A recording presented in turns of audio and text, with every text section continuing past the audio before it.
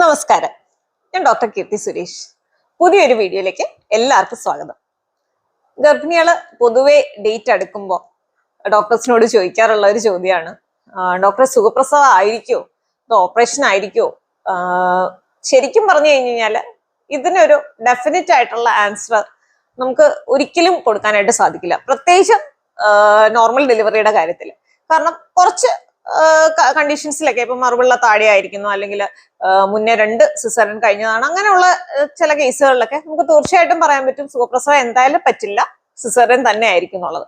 പക്ഷെ അല്ലാത്ത ഒരു കുട്ടിയെ സംബന്ധിച്ചിടത്തോളം പ്രഗ്നൻസിയിൽ വേറെ ഒരു കോംപ്ലിക്കേഷനും ഇല്ല, BP ഷുഗർ ഒന്നും ഇല്ല, കുഞ്ഞിന്റെ വളർച്ചയൊക്കെ നോർമലാണ്, കുഞ്ഞിന്റെ വെയിറ്റ് നോർമലാണ്, എല്ലാം ഓക്കെ ആണെങ്കിൽ പോലും നമുക്ക് 100% ഗ്യാരണ്ടി ഒരു ഡോക്ടർക്കും നോർമൽ ഡെലിവറിയുടെ കാര്യത്തിൽ കൊടുക്കാനായിട്ട് സാധിക്കില്ല. കാരണം എന്ന് വെച്ച് കഴിഞ്ഞാൽ ഈ നോർമൽ ഡെലിവറി എന്ന് പറയുന്നത് ഒരു പ്രോസസ്സാണ്.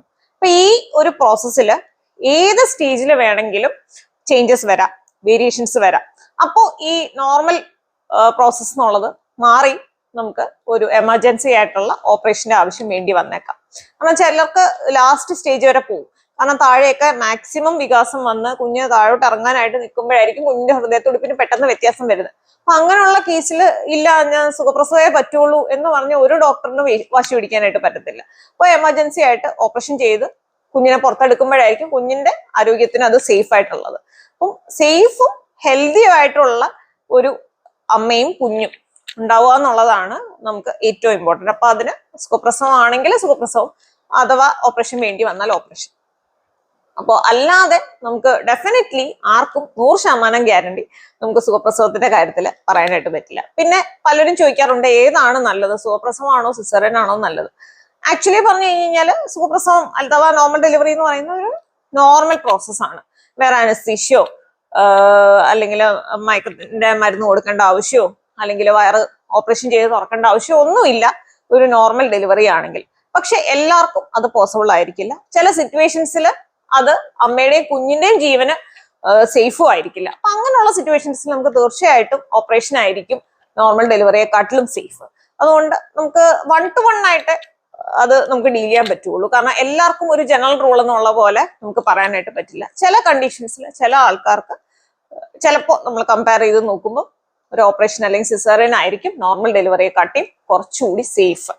ഓക്കെ, പിന്നെ ഈ നോർമൽ ഡെലിവറിക്ക് എന്ന് പറയുന്നത് യൂഷ്വലി ഒരു 3 സ്റ്റേജ് ആയിട്ടാണ് ആ ഡെലിവറി പ്രോസസ്സിനെ നമ്മൾ പറയുന്നത്. ആദ്യത്തെ സ്റ്റേജ് എന്ന് പറഞ്ഞാൽ തീർച്ചയായിട്ടും പ്രസവേന വരിക എന്നുള്ളതാണ്. പ്രസവേന ശരിക്കുള്ള പ്രസവേനയാണോ, ഫോൾസ് ലേബർ പെയിൻ ആണോ എന്നൊക്കെ ഉള്ളത് എങ്ങനെ തിരിച്ചറിയാം എന്നുള്ളത് ഞാൻ ഓൾറെഡി ഒരു വീഡിയോ ചെയ്തിട്ടുണ്ട്. അപ്പം അങ്ങനെ എന്തെങ്കിലും സംശയങ്ങൾ ഉള്ളവർ അത് നോക്കുക. പ്രസവേന വരുന്നതിന്റെ കൂടെ തന്നെ ഭാഗമായിട്ട് വരുന്നതാണ് നമ്മൾ വെള്ളം പൊട്ടി പോവാന്ന് പറയുന്നതും, അതുപോലെ തന്നെ ബ്ലഡ് സ്റ്റെയിൻഡ് ആയിട്ടുള്ള ഡിസ്ചാർജ് പോവാ നമ്മൾ ഷോ എന്ന് പറയും. രക്തം കലർന്നുള്ള ഒരു ന്യൂക്കോയിഡ് ആയിട്ടുള്ള ഒരു ഡിസ്ചാർജ് പോലെ പോകുന്നത്. അപ്പൊ ഈ 3 കാര്യങ്ങളും ഉണ്ടെങ്കിൽ ഓൾമോസ്റ്റ് നമുക്ക് ഉറപ്പിക്കാം ശരിക്കുള്ള പ്രസവേനയാണ്. നിങ്ങൾ നേരെ ഹോസ്പിറ്റലിൽ പോവാം. ഹോസ്പിറ്റലിൽ പോയി കഴിഞ്ഞു കഴിഞ്ഞാൽ എന്തായിരിക്കും നമ്മൾ എക്സ്പെക്ട് ചെയ്യേണ്ടത്? അപ്പൊ യൂഷ്വലി പോയി കഴിഞ്ഞു കഴിഞ്ഞാൽ ലേബർ റൂമിലായിരിക്കും അഡ്മിഷൻ ആക്കുക. ലേബർ റൂമിൽ അഡ്മിറ്റ് ആയിട്ട് ഈ പറയുന്ന കാര്യങ്ങളെല്ലാം നമ്മൾ നോക്കും. അതായത് ആദ്യം ആദ്യത്തെ പ്രഗ്നൻസി ആണോ 2ാമത്തെ ആണോ എന്നുള്ളത് നമ്മൾ വെരിഫൈ ചെയ്യും. പിന്നെ ഈ പറയുന്ന പോലെ കുഞ്ഞിന് എന്തെങ്കിലും ഇഷ്യൂസ് ഉണ്ടോ, സ്കാൻ റിപ്പോർട്ട്സുകളൊക്കെ വെച്ച് കുഞ്ഞിന് എന്തെങ്കിലും വളർച്ച കുറവോ അങ്ങനത്തെ എന്തെങ്കിലും ഇഷ്യൂസ് ഉണ്ടോ എന്ന് നോക്കും. അതുപോലെ തന്നെ അമ്മയ്ക്ക് എന്തെങ്കിലും ഹെൽത്ത് ഇഷ്യൂസ് ഉണ്ടോ, ഇപ്പൊ BP ഉള്ള ആളാണോ അല്ലെങ്കിൽ ഷുഗർ ഉള്ള ആളാണോ, തൈറോയിഡിന് മെഡിസിൻ എടുക്കുന്ന ആളാണോ, അപ്പം എന്തെങ്കിലും മെഡിസിൻസ് എടുക്കുന്നത്, അതുപോലെ തന്നെ മരുന്നിന്റെ അലർജി, ഇതൊക്കെ നമ്മൾ ആദ്യത്തെ സ്റ്റേജിൽ തന്നെ നോക്കും. അതായത് എന്തെങ്കിലും പ്രീവിയസ് ഹിസ്റ്ററി ഉണ്ടോ എന്നുള്ളത്. അപ്പൊ അതിന് വേണ്ടിയിട്ട് തീർച്ചയായിട്ടും ഇതുപോലെ പ്രസവേനയോ എന്തെങ്കിലും ബുദ്ധിമുട്ട് വന്ന് നിങ്ങൾ ഹോസ്പിറ്റലിൽ പോവുകയാണെങ്കിൽ തീർച്ചയായിട്ടും നിങ്ങളുടെ എല്ലാ മെഡിക്കൽ റെക്കോർഡ്സും ഇൻക്ലൂഡിങ് നിങ്ങൾ ബ്ലഡ് ടെസ്റ്റ് ചെയ്തത്, നിങ്ങൾ ഡോക്ടേഴ്സിനെ കണ്ടിട്ടുള്ള ചെക്കപ്പിന്റെ പ്രിസ്ക്രിപ്ഷൻസ് ഉണ്ടെങ്കിൽ അത്, നിങ്ങൾ മെഡിസിൻ എടുക്കുന്നതിന്റെ പേപ്പേഴ്സ് ഉണ്ടെങ്കിൽ അത്, അതുപോലെ സ്കാൻ റിപ്പോർട്ട്സ്, ഇതെല്ലാം കൊണ്ടുവേണം നിങ്ങൾ തീർച്ചയായിട്ടും ഹോസ്പിറ്റലിൽ പോകാനായിട്ട്. അപ്പൊ ഇതെല്ലാം അവർ ചെക്ക് ചെയ്യും. ചെക്ക് ചെയ്തതിന് ശേഷം പിന്നെ ആളുടെ പൾസ് റേറ്റ്, BP, അങ്ങനെ ഇമ്പോർട്ടന്റ് ആയിട്ടുള്ള കാര്യങ്ങളെല്ലാം നോക്കും. അതുപോലെ തന്നെ ഇമ്പോർട്ടന്റ് ആയിട്ടുള്ളതാണ് കുഞ്ഞിന്റെ കാര്യം. കുഞ്ഞിന്റെ ഹൃദയത്തുടിപ്പ് നോക്കും. കാര്യമായിട്ട് വേദനയൊന്നും ഇല്ല എന്നുണ്ടെങ്കിൽ NST, നോൺ സ്ട്രെസ് ടെസ്റ്റ് എന്ന് പറയുന്ന ഒരു മെഷീൻ വെച്ച് കുഞ്ഞിന്റെ അനക്കമൊക്കെ ഓക്കെ ആണോ, കുഞ്ഞിന്റെ ഹൃദയത്തുടിപ്പൊക്കെ ഓക്കെ ആണോ എന്നുള്ളത് നോക്കും. അല്ല നല്ല പ്രസവേനയാണെങ്കിൽ നമ്മൾ NST എന്നല്ല അതിനെ പറയുന്നത്, CST എന്ന് പറയും. അതായത് കൺട്രാക്ഷൻ സ്ട്രെസ് ടെസ്റ്റ്. കുഞ്ഞിന് പ്രസവേന വരുമ്പോൾ കുഞ്ഞിന്റെ ഹൃദയത്തുടിപ്പിൽ എന്തെങ്കിലും വേരിയേഷൻ വരുന്നുണ്ടോ, അതോ ഓക്കെ ആണോ, പ്രശ്നമൊന്നും ഇല്ലല്ലോ എന്നുള്ള നമ്മൾ കൺഫേം ചെയ്യുന്നതാണ് CST എന്ന് പറയുന്ന ടെസ്റ്റ്. അപ്പൊ ഇത് നമ്മൾ വയറിലൊരു സ്കാൻ പോലെ തന്നെ ഒരു പ്രോബ് വെച്ചിട്ടാണ് ചെയ്യുന്നത്.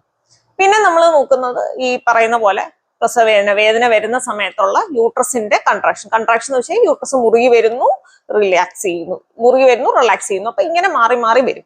അപ്പൊ അത് നല്ല പ്രസവവേദനയുടെ ലക്ഷണം എന്ന് പറഞ്ഞു കഴിഞ്ഞാൽ അറ്റ്ലീസ്റ്റ് ഒരു 10 മിനിറ്റ് നമ്മൾ ഡ്യൂറേഷൻ എടുത്തു നോക്കുമ്പോൾ ഒരു 3-4 വട്ടമെങ്കിലും ഇതുപോലെ മുറുകി വരുന്ന റിലാക്സ് ആവുന്നുണ്ട്. അതൊരു അറ്റ്ലീസ്റ്റ് ഈ മുറുകി വരുന്ന ആ ഒരു ടൈം എന്ന് പറയുന്നത് അറ്റ്ലീസ്റ്റ് ഒരു 35 മുതൽ ഒരു 40 സെക്കൻഡ് വരെ ഉണ്ട് എന്നുള്ള രീതിയിലാണെങ്കിൽ നമ്മൾ ശരിക്കുമുള്ള പ്രസവവേദനയുടെ ലക്ഷണം ആവാനാണ് സാധ്യത. അപ്പൊ ഈ രീതിയിൽ നമ്മൾ വയറ് നോക്കുമ്പോൾ ഇങ്ങനെയുള്ള ചേഞ്ചസ് കണ്ടു കഴിഞ്ഞു കഴിഞ്ഞാൽ തീർച്ചയായിട്ടും നമ്മൾ അടുത്ത സ്റ്റെപ്പ് എക്സാമിനേഷനിലേക്ക് പോകും. അതിനെയാണ് നമ്മൾ ഉള്ളു പരിശോധന അഥവാ വജനൽ എക്സാമിനേഷൻ എന്ന് പറയുന്നത്. ആദ്യത്തെ പ്രഗ്നൻസി ഒക്കെ ആണെങ്കിൽ യൂഷ്വലി മാസം തികഞ്ഞു കഴിയുമ്പോൾ, മാസം തികയുന്നതെന്ന് പറഞ്ഞു കഴിഞ്ഞാൽ മൊത്തം പ്രഗ്നൻസി ഒരു 40 ആഴ്ച കാലമാണെങ്കിൽ 37 ആഴ്ച ആവുമ്പോഴാണ് നമ്മൾ ടേം എന്ന് പറയുന്നത്, അതായത് മാസം തികഞ്ഞു എന്ന് പറയുന്നത്. അപ്പൊ മാസം തികഞ്ഞു കഴിഞ്ഞു കഴിഞ്ഞാൽ പിന്നെ എപ്പോൾ വേണമെങ്കിലും പ്രസവവേദന വരാം. അതായത് ഈ 37 ആഴ്ച മുതൽ 40 ആഴ്ചക്കകത്താണ് യൂഷ്വലി പ്രസവവേദനകളൊക്കെ വരാറ്. അപ്പോൾ 37 ആഴ്ചയാകുമ്പോൾ നമ്മൾ ഉള്ളു പരിശോധിച്ച് നോക്കും. യൂഷ്വലി നമ്മൾ ചെക്കപ്പിന് വരുമ്പോൾ തന്നെ വേദനയൊന്നും ഇല്ലെങ്കിൽ തന്നെ. അത് എന്തിനാ ചെയ്യുന്നതെന്ന് ചോദിച്ചു കഴിഞ്ഞാൽ ആദ്യത്തെ പ്രഗ്നൻസി ആവുമ്പോൾ നമുക്ക് അറിയില്ല ഇടുപ്പെല്ലിനൊക്കെ അത്യാവശ്യം വികാസം ഉണ്ടോ, കുഞ്ഞ് ഇറങ്ങി വരാനായിട്ട് അത്യാവശ്യം സ്ഥലം ഉണ്ടോ എന്നൊക്കെയുള്ളത് നമ്മൾ നോക്കി വെക്കുന്നതാണ്. അല്ലെങ്കിൽ എന്ത് പറ്റുമെന്ന് വെച്ച് കഴിഞ്ഞാൽ പെട്ടെന്ന് പ്രസവവേദന വന്നുപോയി, പക്ഷെ ഇടുപ്പെല്ലിന് വികാസം ഇല്ല, ഇടുപ്പെല്ല് അത്ര സ്പേസ് ഇല്ലാത്ത ഒരു കുട്ടിയാണെങ്കിൽ ചിലപ്പോൾ കുഞ്ഞ് പ്രസവവേദന വന്ന് അവിടെ വന്ന് ജാം ആവാനൊക്കെ സാധ്യതയുണ്ട്. അപ്പൊ അത് നമ്മൾ നേരത്തെ നോക്കി വെക്കാൻ വേണ്ടിയിട്ടാണ് 37 ആഴ്ചയിൽ നമ്മൾ ഈ ഉള്ളു പരിശോധന ചെയ്യുന്നത്. പിന്നെ നമ്മൾ ഉള്ളു പരിശോധിക്കുന്നത് യൂഷ്വലി ഈ പറയുന്ന പോലെ വേദനയായിട്ട് ഹോസ്പിറ്റലിൽ പോകുമ്പോഴായിരിക്കും. അപ്പൊ ആ സമയത്ത് നമ്മൾ ഇതുപോലെ നോക്കും, കുഞ്ഞിന്റെ തല താഴേക്ക് ഇറങ്ങി വരാനായിട്ട് അത്യാവശ്യം സ്ഥലം ഉണ്ടോ, ഇടുപ്പല്ലിന്റെ അവിടെ അത്യാവശ്യം സ്പേസ് ഉണ്ടോ എന്നുള്ളത് നോക്കും. രണ്ടാമത് നമ്മൾ നോക്കുന്ന കാര്യം എന്ന് വെച്ച് കഴിഞ്ഞാൽ യൂട്രസിന്റെ താഴ്ഭാഗം, അതിനെയാണ് നമ്മൾ സെർവിക്സ് എന്ന് പറയുന്നത്. ആ സെർവിക്സ് നമ്മുടെ പ്രഗ്നൻസി സമയത്ത് ഫുൾ ക്ലോസ്ഡ് ആയിട്ടായിരിക്കും ഇരിക്കുന്നത്. അതൊരു ട്യൂബ് പോലത്തെ ഒരു സ്ട്രക്ചർ ആണ്. ഇതിങ്ങനെ ക്ലോസ്ഡ് ആയിട്ടിരിക്കും. അത് ക്ലോസ്ഡ് ആയിട്ടിരിക്കുന്നതെന്ന് വെച്ച് കഴിഞ്ഞാൽ അതിന്റെ തൊട്ടുമേളിൽ ഇരിക്കുന്ന യൂട്രസിനകത്തുള്ള ബേബി പുറത്തേക്ക് പോവാതിരിക്കാനായിട്ടുള്ള ഒരു സപ്പോർട്ട് മെക്കാനിസം ആണ്. അപ്പൊ ഇങ്ങനെ ക്ലോസ് ചെയ്ത് നമ്മുടെ യൂട്രസിന്റെ മേളിൽ ഉള്ള കുഞ്ഞിനെ താഴേക്ക് വരാതിരിക്കാനായിട്ട് ഹോൾഡ് ചെയ്ത് വെക്കും. പക്ഷെ പ്രസവവേദന തുടങ്ങിക്കഴിയുമ്പോൾ എന്താണ്, സെർവിക്സ് എന്ന് പറയുന്ന ഈ ട്യൂബ് പോലെ ഇരിക്കുന്ന സംഭവം പതുക്കെ തുറന്ന് ഓപ്പണായി വരും. അപ്പൊ ഇനിഷ്യലി 1 സെന്റിമീറ്റർ തുറക്കും, പിന്നെ 2 സെന്റിമീറ്റർ തുറക്കും, അങ്ങനെ തുറന്ന് ഒരു 10 സെന്റിമീറ്റർ എങ്കിലും ആവണം. ഈ ഒരു 10 സെന്റിമീറ്റർ ആവുമ്പോഴാണ് നമ്മൾ ഫുള്ളി ഡയലേറ്റഡ് എന്ന് പറയുന്നത്. അപ്പൊ ഈ 10 സെന്റിമീറ്റർ ഡയലറ്റേഷൻ ഉണ്ടെങ്കിൽ മാത്രമേ കുഞ്ഞിന്റെ തല നമുക്ക് അതുവഴി താഴേക്ക് ഇറങ്ങി വരാനുള്ള ഒരു സ്ഥലമുള്ളൂ. അപ്പൊ ഈ 10 സെന്റിമീറ്റർ തുറക്കുന്ന ആ ഒരു പ്രോസസ്സ് നമ്മൾ ചെക്ക് ചെയ്യും. അപ്പൊ ഈ ഉള്ളു പരിശോധിക്കുമ്പോഴാണ് നമ്മൾ നോക്കുന്നത് എത്ര സെന്റിമീറ്റർ ആയി, 3 സെന്റിമീറ്റർ ആയോ, 2 സെന്റിമീറ്ററേ ഉള്ളോ, പ്രോഗ്രസ് ചെയ്ത് വരുന്നുണ്ടോ, ഇതൊക്കെ നമ്മൾ ഉള്ളു പരിശോധനയിൽ നോക്കും. പിന്നെ നോക്കുന്ന എന്താണ്, കുഞ്ഞിന് ചുറ്റും വെള്ളമുണ്ട്, അതിന് ചുറ്റും ഒരു മെംബ്രെയിൻ ഉണ്ട്. അപ്പൊ ഈ വെള്ളം പൊട്ടിപ്പോയിട്ട് വരുന്നവർക്കാണെങ്കിൽ നമ്മൾ ഇതുപോലെ വെള്ളത്തിന്റെ കളർ നോക്കുന്നത് വളരെയധികം ഇമ്പോർട്ടന്റ് ആണ്. അപ്പൊ വെള്ളത്തിന്റെ കളർ എന്ന് പറഞ്ഞു കഴിഞ്ഞാൽ ഇപ്പം ക്ലിയർ ആയിട്ടുള്ള പച്ചവെള്ളം പോലത്തെ കളറാണെങ്കിൽ കുഴപ്പമൊന്നുമില്ല, കുഞ്ഞ് ഓക്കെയാണ്, കുഞ്ഞിന് വേറെ ഇഷ്യൂസ് ഒന്നും ഇല്ല എന്ന് നമുക്ക് മനസ്സിലാക്കാം. പക്ഷെ ചിലപ്പോൾ എന്താ പറ്റുന്ന വെച്ചാൽ ഇങ്ങനെ വെള്ളം പൊട്ടിപ്പോയി കഴിഞ്ഞ് വരുമ്പോൾ ഈ കളറിന് ചെറിയൊരു വ്യത്യാസം കാണും. വ്യത്യാസം എന്ന് വെച്ച് കഴിഞ്ഞാൽ ഒരു ഡാർക്ക് പച്ച പോലത്തെ ഒരു കളർ കാണും. അപ്പൊ അങ്ങനെയുള്ള കേസ് എന്ന് പറഞ്ഞു കഴിഞ്ഞാൽ നമുക്ക് കുഞ്ഞ് വയറ്റിൽ മഷി ഇടുക നമ്മൾ പറയും, മെക്കോണിയം പാസ് ചെയ്യുക, മഷി ഇടുക, അല്ലെങ്കിൽ മോഷൻ പാസ് ചെയ്യുക എന്നൊക്കെ പറയും. അപ്പൊ ഈ രീതിയിൽ ഉള്ളതാണെങ്കിൽ നമുക്ക് ചിലപ്പോൾ എമർജൻസി ആയിട്ട് ഒരു ഓപ്പറേഷൻ ആയിട്ട് ചെയ്യേണ്ടി വന്നേക്കാം. സുഖപ്രസവത്തിന് വെയിറ്റ് ചെയ്യാൻ പറ്റില്ല. കാരണം കുഞ്ഞ് വയറ്റിൽ മഷി ഇട്ട് കഴിഞ്ഞ് കഴിഞ്ഞാൽ ഏത് സമയവും കുഞ്ഞിന്റെ ഹൃദയത്തുടിപ്പിന് വ്യത്യാസം വരാം, കുഞ്ഞിന് ശ്വാസം മുട്ടൽ വരാം. അപ്പൊ അങ്ങനത്തെ റിസ്ക് ഒക്കെ ഉണ്ട്. പിന്നെ ഒരു കണ്ടീഷനിൽ എന്ന് വെച്ച് കഴിഞ്ഞാൽ രക്തം കലർന്ന് വരാം. ചിലപ്പോൾ നമ്മൾ വെള്ളം പൊട്ടി പോയി കഴിയുമ്പോൾ അത് ചിലപ്പോൾ മറുവെള്ള തന്നെ വിട്ട് വന്നതാവാനായിട്ടൊരു സാധ്യതയുണ്ട്. അപ്പൊ അങ്ങനെയുള്ള കേസിലും നമുക്ക് സുഖപ്രസവം പറ്റില്ല, സിസേറിയനായിട്ട് ചെയ്യേണ്ടി വരും. ഈ കാര്യങ്ങളും നമുക്ക് ഉള്ളു പരിശോധനയിലേ അറിയാൻ പറ്റുള്ളൂ. പിന്നെ നമ്മൾ നോക്കുന്ന ഒരു കാര്യം എന്ന് വെച്ച് കഴിഞ്ഞാൽ കുഞ്ഞിന്റെ പൊസിഷൻ എങ്ങനെയാണ്, താഴേക്ക് ഇറങ്ങിയിട്ടുണ്ടോ, അല്ലെങ്കിൽ കറക്റ്റ് പൊസിഷനിൽ തന്നെയാണോ ഇറങ്ങി വരുന്നത്. കാരണം ഒരു നോർമൽ പൊസിഷനിൽ വന്നാൽ മാത്രമേ ഒരു നോർമൽ ഡെലിവറി പോസിബിൾ ആവുള്ളൂ. അല്ലെ പൊസിഷനിൽ എന്തെങ്കിലും മാറി, കുഞ്ഞിന്റെ തലയുടെ പൊസിഷനിൽ എന്തെങ്കിലും വ്യത്യാസം ഉണ്ടെങ്കിൽ ചിലപ്പോൾ ഒരു സുഖപ്രസവം പറ്റിയില്ല, എമർജൻസി സിസേറിയൻ വേണ്ടി വന്നു എന്ന് വന്നേക്കാം. അപ്പോൾ ഇതിൽ നിന്ന് മനസ്സിലാക്കേണ്ട കാര്യം എന്ന് വെച്ച് കഴിഞ്ഞാൽ ഈ ഉള്ളു പരിശോധന അഥവാ വജനൽ എക്സാമിനേഷൻ എന്ന് പറയുന്നത് നമ്മുടെ ആ ഒരു ഡെലിവറി പ്രോസസ്സിൽ ഒരു ഇന്നവിറ്റബിൾ ആയിട്ടുള്ള ഒരു കാര്യമാണ്. അതായത് ഒരു അവിഭാജ്യ ഘടകമാണ്. നമുക്ക് ഒരിക്കലും ഉള്ളു പരിശോധിക്കാതെ ആരെയും പ്രസവം എടുക്കാനായിട്ട് സാധിക്കില്ല. ഒരിക്കലെങ്കിലും ഉള്ളു പരിശോധന തീർച്ചയായിട്ടും വേണ്ടി വരും. പിന്നെ ഒരിക്കൽ മാത്രം നോക്കിയാൽ പോരാ, അത് പോരാ. കാരണം ഇനിഷ്യലി നമ്മൾ നോക്കിക്കഴിയുമ്പോൾ ഇപ്പൊ കുറച്ചൊരു 2 സെന്റിമീറ്റർ ഒക്കെ വികാസം വന്നു എന്ന് വിചാരിക്കുക. അപ്പൊ ഒരു 2 മണിക്കൂർ അല്ലെങ്കിൽ ഒരു 4 മണിക്കൂറിന് ഇടയ്ക്ക് എന്ന് വെച്ചാൽ പ്രസവേന വരുന്നതിന്റെ ഇന്റൻസിറ്റി അനുസരിച്ച് നമ്മൾ ഉള്ളു പരിശോധിച്ച് നോക്കണം. കാരണം പ്രോഗ്രസ് ഉണ്ടോ എന്നുള്ളത് അറിയാം. അതിന് നമുക്ക് വേറെ മെത്തേഡൊന്നും ഇല്ല, ഈ ഉള്ളു പരിശോധന മാത്രമേ ഉള്ളൂ ഈ കാര്യങ്ങളൊക്കെ കണ്ടുപിടിക്കാനായിട്ട്. അപ്പൊ അതുകൊണ്ട് വജനൽ എക്സാമിനേഷൻ നിങ്ങൾ എക്സ്പെക്ട് ചെയ്തിരിക്കുക. നിങ്ങളുടെ ഡെലിവറി പ്രോസസ്സിൽ തീർച്ചയായിട്ടും ഈ ഒരു ഉള്ളു പരിശോധന കാണും. നമുക്ക് സിസേറിയൻ വേണമെങ്കിലും അല്ല സുഖപ്രസവം നമുക്ക് പ്രോഗ്രസ് നോർമൽ ആണോ നോക്കാനാണെങ്കിലും എല്ലാം നമുക്ക് ഇതൊരു ഇമ്പോർട്ടന്റ് ആയിട്ടുള്ള കാര്യമാണ്. കാരണം പലർക്കും ഈ ഉള്ളു പരിശോധന ഒരു ഹെസിറ്റേഷൻ വരുന്ന സംഗതിയാണ്. അപ്പോൾ അങ്ങനെ ഒത്തിരി വേദനയൊക്കെ പേടിയുള്ള ആൾക്കാർക്കാണെങ്കിൽ തീർച്ചയായിട്ടും വേദന രഹിതമായിട്ടുള്ള പ്രസവം സ്വീകരിക്കാനായിട്ട് ഇപ്പൊ ഓപ്ഷൻസ് ഉണ്ട്. ഇഞ്ചെക്ഷൻസ് ഉണ്ട്, അതുപോലെ ഓക്സിജൻ പോലെ എടുക്കുന്ന ഗ്യാസ്, അങ്ങനത്തെ ഇൻഹലേഷൻ ഗ്യാസസ് ഉണ്ട്, എൻറ്റനോക്സ് എന്നൊക്കെ പറഞ്ഞു. പിന്നെ എപ്പിഡ്യൂറൽ അനാൽജേസിയ ഉണ്ട്. എപ്പിഡ്യൂറൽ അനാൽജേസിയ ആണ് ഏറ്റവും ഇഫക്റ്റീവ് ആയിട്ടുള്ള. അപ്പം അതൊക്കെ നമ്മൾ എടുത്തു കഴിഞ്ഞ് കഴിഞ്ഞാൽ പിന്നെ ഈ ഉള്ളു പരിശോധനയുടെ ആ ഒരു വേദനയൊന്നും ഒരിക്കലും അറിയത്തില്ല. അപ്പൊ അങ്ങനെ അത് ഒത്തിരി പേടിയുള്ളവർക്ക് അങ്ങനത്തെ ഒരു ഓപ്ഷനും അവൈലബിൾ ആണ്. ഓക്കെ, അപ്പോൾ നമ്മൾ ഉള്ളു പരിശോധന കഴിഞ്ഞ് ഓക്കെ നല്ല പ്രസവനെയാണെന്ന് കണ്ടു കഴിഞ്ഞ് കഴിഞ്ഞാൽ നമ്മൾ പ്രിപ്പറേഷന്റെ ഭാഗമായിട്ട് തീർച്ചയായിട്ടും എനിമ കൊടുക്കാറുണ്ട്. എനിമ കൊടുക്കുന്നത് എന്തിനാന്ന് വെച്ച് കഴിഞ്ഞാൽ നമുക്ക് മോഷനൊക്കെ ഒത്തിരി ടൈറ്റ് ആയിട്ട് ഇരിക്കുകയാണെങ്കിൽ കുഞ്ഞ് ഡെലിവറി ചെയ്യാനായിട്ട് ആ ഭാഗത്ത് വന്ന് പ്രസ് ചെയ്യുമ്പോൾ വളരെയധികം ബുദ്ധിമുട്ടുണ്ടാക്കും. അപ്പൊ അത് ഒഴിവാക്കാൻ വേണ്ടിയിട്ടാണ് നമ്മൾ എനിമ കൊടുക്കുന്നത്. അതുപോലെ തന്നെ യൂറിൻ പാസ് ചെയ്യാനായിട്ട് പറയും.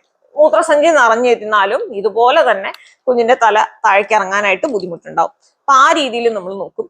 പിന്നെ ലോക്കൽ പ്രിപ്പറേഷൻ യൂഷ്വലി ചെയ്യാറുണ്ട്. ലോക്കൽ പ്രിപ്പറേഷൻ എന്ന് വെച്ച് കഴിഞ്ഞാൽ നമ്മുടെ പ്രൈവറ്റ് പാർട്സിലുള്ള ഹെയർ ഒക്കെ ഒത്തിരി ഉണ്ടെങ്കിൽ അത് കട്ട് ചെയ്യുകയോ ട്രിം ചെയ്യുകയോ ഒക്കെ ചെയ്യാം. അപ്പൊ അത് നമ്മൾ ഹൈജീന്റെ ഭാഗമായിട്ട്, അതായത് കുഞ്ഞ് വരുന്ന ഏരിയ എത്ര സ്റ്റെറൈലാക്കാൻ പറ്റുന്നു അത്രയും സ്റ്റെറൈലാക്കാൻ വേണ്ടി ചെയ്യുന്ന കാര്യങ്ങളാണ്. അപ്പോൾ നമ്മൾ ഫസ്റ്റ് സ്റ്റേജ് എന്ന് ഉദ്ദേശിക്കുന്നത് ഈ ഒരു പ്രോസസ് ഒക്കെ കഴിഞ്ഞ് ഞാൻ പറഞ്ഞ പോലെ സെർവിക്സ് 10 സെന്റിമീറ്റർ വരെ ഡയലേറ്റ് ചെയ്യുന്നതാണ് നമ്മുടെ ഫസ്റ്റ് സ്റ്റേജ് എന്ന് പറയുന്നത്. അപ്പോൾ ഫസ്റ്റ് സ്റ്റേജിൽ ഇത്രയും കാര്യങ്ങളാണ് നമുക്ക് യൂഷ്വലി ഉള്ളത്. ഇതിന്റെ ഇടയ്ക്ക് ഇപ്പോൾ BP അതുപോലെ തന്നെ ഷുഗർ അതിൻ്റെയൊക്കെ ഉള്ള ആൾക്കാരാണെങ്കിൽ അതിനനുസരിച്ചുള്ള സ്പെസിഫിക് ട്രീറ്റ്മെന്റും ഇതിന്റെ ഇടയ്ക്ക് തന്നെ ഉണ്ടാവും. പിന്നെ അടുത്ത സ്റ്റേജിലോട്ട് പോകുന്നതെന്ന് വെച്ച് കഴിഞ്ഞാൽ നമ്മൾ സെക്കൻഡ് സ്റ്റേജ്, അതാണ് മെയിൻ ആയിട്ട് കുഞ്ഞ് ഡെലിവറി ചെയ്യുന്ന സ്റ്റേജ്. കുഞ്ഞ് ഡെലിവറി ചെയ്യാറാവുമ്പോഴത്തേക്കും നിങ്ങൾക്കറിയാം നമ്മുടെ ഉള്ളു പരിശോധന എന്ന് പറഞ്ഞു കഴിഞ്ഞാൽ വെറും 2 വിരൽ മാത്രം വെച്ചാണ്. അപ്പോൾ അത് വെച്ച് നമ്മൾ നോക്കാനായിട്ട് സ്ഥലം ഉണ്ടാവും. പക്ഷെ ആ ഒരു സ്ഥലം വെച്ച് ഒരിക്കലും ഒരു കുഞ്ഞിന്റെ തല വരാനുള്ള സ്ഥലം ഉണ്ടാവില്ല. അപ്പൊ അതിന് വേണ്ടിയിട്ട് നമ്മൾ ഹെൽപ്പ് ഔട്ട് ചെയ്യാൻ വേണ്ടിയിട്ട് നമ്മുടെ വജേനയുടെ അവിടെ ചെറിയൊരു കട്ട് കൊടുക്കാറുണ്ട്, ചെറിയൊന്ന് കട്ട് ചെയ്യാറുണ്ട്. അപ്പൊ അതിനെയാണ് നമ്മൾ എപ്പിസിയോട്ടമി എന്ന് പറയുന്നത്. അത് എല്ലാ വജേനൽ ഡെലിവറിക്കും നമ്മൾ യൂഷ്വലി താഴെ സ്ഥലം ഇല്ലാത്തവർക്ക്, ചിലർക്ക് അത്യാവശ്യം 2ാമത്തെ 3ാമത്തെ ഒക്കെ ഡെലിവറി ആവുമ്പോൾ ചിലപ്പോൾ സ്ട്രെച്ച് ചെയ്ത് അത്യാവശ്യം സ്ഥലം ഉണ്ടാവും. പക്ഷെ ആദ്യത്തെ ഒരു ഡെലിവറിയിൽ മിക്കവർക്കും അവിടെ ഇച്ചിരി ടൈറ്റ് ഒക്കെ ആയിരിക്കും. അപ്പൊ നമുക്ക് ഇങ്ങനെ ഒരു കട്ട് കൊടുക്കേണ്ടതായിട്ട് വരും. അത് പേടിക്കേണ്ട കാര്യമൊന്നുമില്ല. എപ്പിഡ്യൂറൽ അനാൽജേസിയ ഓൾറെഡി ഇട്ടിട്ടുണ്ട്. പെയിൻ ഇല്ലാത്ത പ്രസവം നമ്മൾ സ്വീകരിക്കുകയാണെങ്കിൽ ഇതും അതിന്റെ കൂട്ടത്തിൽ തന്നെ കവേർഡ് ആയിക്കോളും. ഇതിടുമ്പോഴൊന്നും പെയിനൊന്നും അറിയില്ല. ഇനി അങ്ങനെ ഇല്ലാത്തവർക്കാണെങ്കിൽ നമ്മൾ തീർച്ചയായിട്ടും അവിടെ ലോക്കലായിട്ട് ഇഞ്ചക്ഷൻ എടുത്ത് മരവിപ്പിച്ചിട്ടായിരിക്കും നമ്മൾ തീർച്ചയായിട്ടും ഈ കട്ടിടുന്നത്. അത് നമ്മുടെ കുഞ്ഞിനെ പുറത്തേക്ക് വരാനായിട്ട് ഹെൽപ്പ് ഔട്ട് ചെയ്യാൻ വേണ്ടിയിട്ടാണ്. അപ്പൊ എപ്പിസിയോട്ടമി ഇട്ടിട്ടായിരിക്കും കുഞ്ഞ് ഡെലിവറി ആക്കുന്നത്. അപ്പൊ ഇതാണ് നമ്മുടെ സെക്കൻഡ് സ്റ്റേജ് ഡെലിവറിയുടെ. പിന്നെ ഉള്ളതെന്ന് വെച്ച് കഴിഞ്ഞാൽ തേർഡ് സ്റ്റേജ് നമ്മൾ പറയും. തേർഡ് സ്റ്റേജിലാണ് കുഞ്ഞ് വന്ന് കഴിഞ്ഞിട്ടുള്ള പ്രോസസ്സ്. അതായത് മറുപിള്ള വരുന്നത്, അതുപോലെ തന്നെ യൂട്രസ് ചുരുങ്ങുന്നു. കാരണം വികസിച്ചിരിക്കുന്ന യൂട്രസിലാണെങ്കിൽ ബ്ലീഡിങ് വന്നുകൊണ്ടിരിക്കും. അപ്പൊ അത് ചുരുങ്ങാനായിട്ട് നമ്മൾ എമർജൻസി മെഡിസിൻസ് ഒക്കെ കൊടുക്കും. ചുരുങ്ങി കഴിഞ്ഞാലായിരിക്കും ബ്ലീഡിങ് നിൽക്കുന്നത്.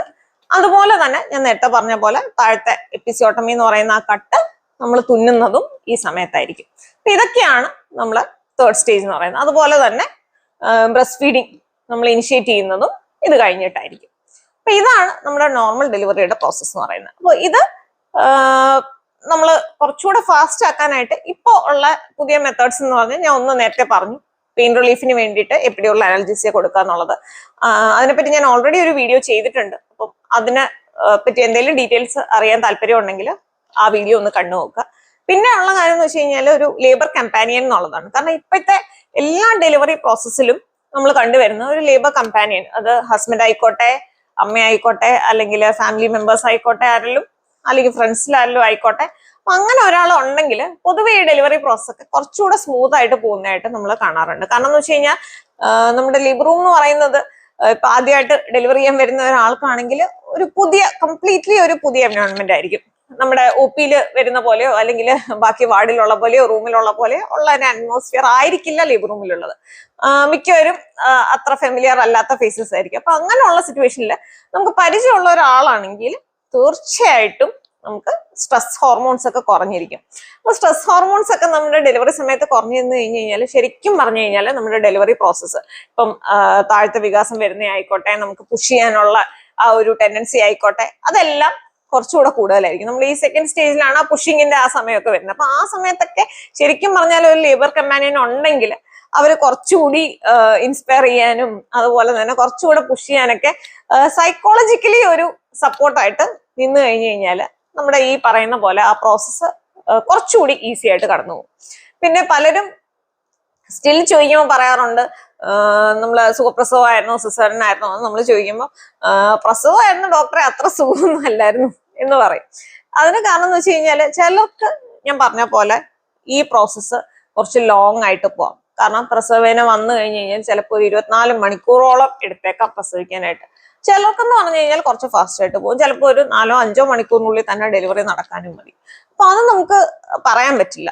കാരണം ഓരോരുത്തർക്കും വേദന വരുന്നതിന്റെ ഇന്റൻസിറ്റിയും ഫ്രീക്വൻസിയും എല്ലാം വ്യത്യാസപ്പെട്ടിരിക്കും. അതുപോലെ തന്നെ അങ്ങനെ വേദന വന്നാൽ തന്നെ താഴത്തെ വികാസം വരുന്നതിന്റെ റേറ്റ് വ്യത്യാസപ്പെട്ടിരിക്കും.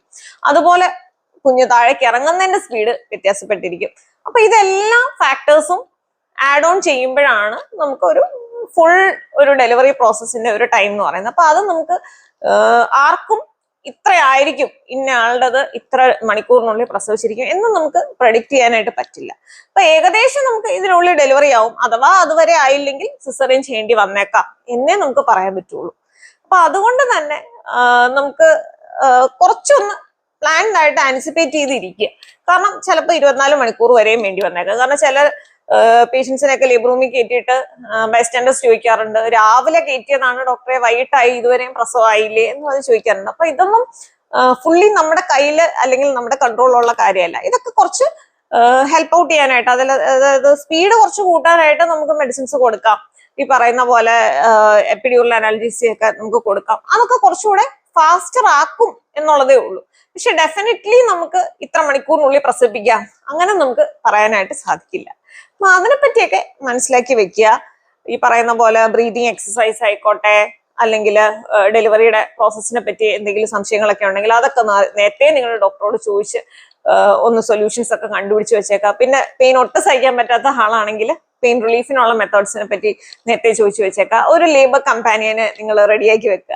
അപ്പൊ ഇതൊക്കെ നിങ്ങൾക്ക് തീർച്ചയായിട്ടും നോർമൽ ഡെലിവറിയിൽ ഹെൽപ്പ് ചെയ്യുന്ന ഒരു കാര്യമാണ്. അപ്പൊ ഇതാണ് നോർമൽ ഡെലിവറിയുടെ ആ ഒരു പ്രോസസ് എന്ന് പറഞ്ഞാൽ.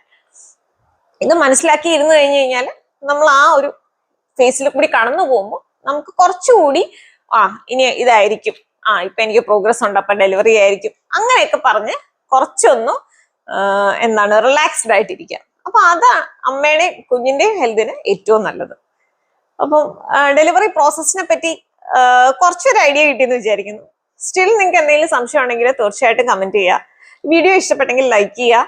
ഇതുപോലെ ഡെലിവറി ഡേറ്റ് എക്സ്പെക്ട് ചെയ്ത് നോർമൽ ഡെലിവറി എന്ന് പറഞ്ഞ് പ്രതീക്ഷിച്ചിരിക്കുന്ന ആൾക്കാരുണ്ടെങ്കിൽ അവർക്കൊന്ന് ഷെയർ ചെയ്ത് കൊടുക്കുക.